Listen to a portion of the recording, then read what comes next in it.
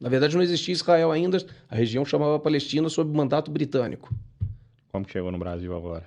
Chegou no Brasil. Bom, o Krav Maga ele saiu de Israel para o exterior. Ele ficou em Israel até 1980. Era restrito só para o cidadão israelense. A partir de 80, o Krav Maga começou a ser ensinado para grupos de segurança fora de Israel. Então, os primeiros países que tiveram acesso foi França e Estados Unidos. Então, alguns grupos especiais que convidaram os israelenses para treinar Krav Maga, os grupos de cada um desses países. Em 85, né, foi mais ou menos essa data, e depois começou a entrar no mundo civil nesses dois lugares. No Brasil chegou em 1990, e aqui em Belo Horizonte chegou em 96. Né? Ele chegou com um israelense, eu fui aluno desse israelense durante 20 e poucos anos, e trouxe para Belo Horizonte, para Minas Gerais, no caso, eu fui o primeiro a chegar. E a gente aqui teve um crescimento muito grande devido até à violência urbana que existe no Brasil. Então, a aceitação do público mineiro foi muito boa, sabe? Qual que é o foco da luta em si? O Krav Maga, se você for ver o Krav Maga, ele parece ter um pouco de cada arte marcial. Ele não tem uma coisa única. Mas a base fundamental do Krav Maga é atingir golpes traumáticos para pontos sensíveis no corpo do agressor. O que é isso? Pontos sensíveis? Nariz, olho, pescoço, genital, joelho, cervical, né? Muita coisa que às vezes no esporte é proibido.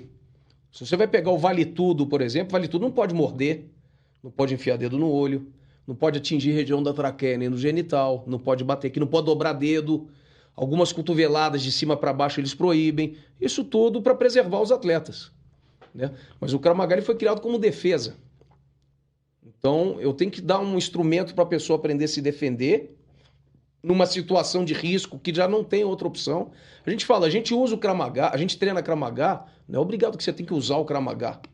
Né? Porque todo comportamento de segurança que envolve a técnica também é Krav Maga. Então, se eu consigo evitar o problema antes que ele vai acontecer, por que não fazer? É mais seguro. Eu vi uma pessoa suspeita lá, dá para eu correr para lá e ir embora antes de ter o contato físico com ele? Dá para fazer isso? Faço. Né? A gente treina os alunos nesse sentido. Comportamento de segurança.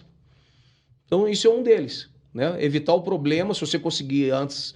O problema é quando você não consegue mais evitar.